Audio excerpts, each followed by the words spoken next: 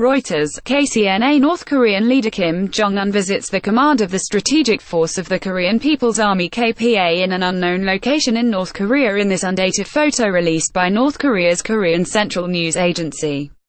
The former director of national intelligence broke with leading North Korea experts in saying the U.S. should respond to provocative missile and nuclear tests with the use of force. The idea fits with the bloody nose strategy the Trump administration is reportedly considering. He detailed how the U.S. military has used force to back down North Korea in the past, and suggested doing it again in the future. While the White House seems to mull over an attack on North Korea, former Director of National Intelligence Blair pointed out that the U.S. military has backed down North Korea before, and if need be they should do it again. In written testimony to the Senate Armed Services Committee, Blair debunked a few misconceptions popular among the public and policymakers. While Blair doesn't think that sanctions have been ineffective, that North Korea will never give up its nuclear weapons, or the North Korean leader Kim Jong Un with an arsenal of nuclear intercontinental ballistic missiles (ICBMs) won't be deterred from attacking the US like the Soviet Union was, he also takes issue with the idea that military force doesn't work on Pyongyang. Military preparedness, and the use of military force are vital components of American policy towards North Korea, wrote Blair. Citing the U.S. and South Korea's joint war plan to reclaim the entire peninsula in the event of war, Blair wrote that North Korea would be wary of entering a war it knows it will lose. Damage will be heavy on all sides, but there is no question about the outcome, Blair wrote. Blair pointed to a history of the U.S. military asserting its dominance over North Korea as evidence that Kim doesn't want war, and instead wants to keep his provocations below the level that will prompt a strong U.S. response. North Korea can and has been tamed with force. Wayne Johnson engineers begin the tree cutting in 1976.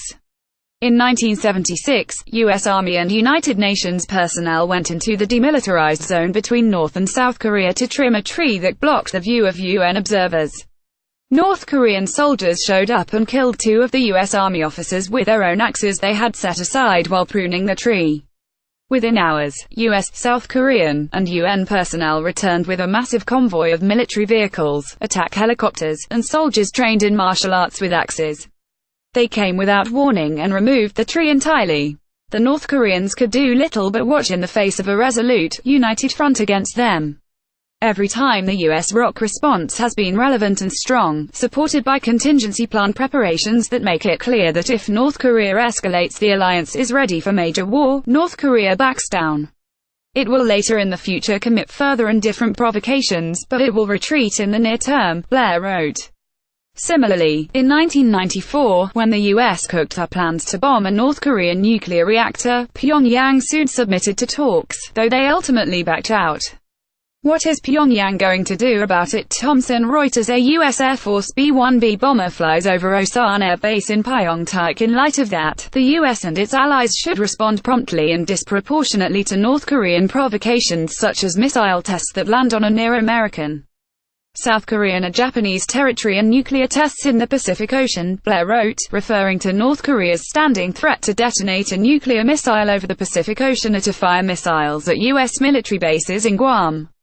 While most experts have dismissed the Trump administration's reported notion of a bloody nose attack on North Korea in response to some provocation as madness that will lead to nuclear war, Blair, who at one point commanded the U.S. military's Pacific area of operation, disagrees. If the U.S. responded to some provocation with Pyongyang, Blair argued, North Korea will understand that the actions are retaliation for what North Korea has done. Blair suggested the U.S. and its allies raise its readiness level so the North Koreans know that if they escalate the confrontation, they risk starting a war they know they will lose.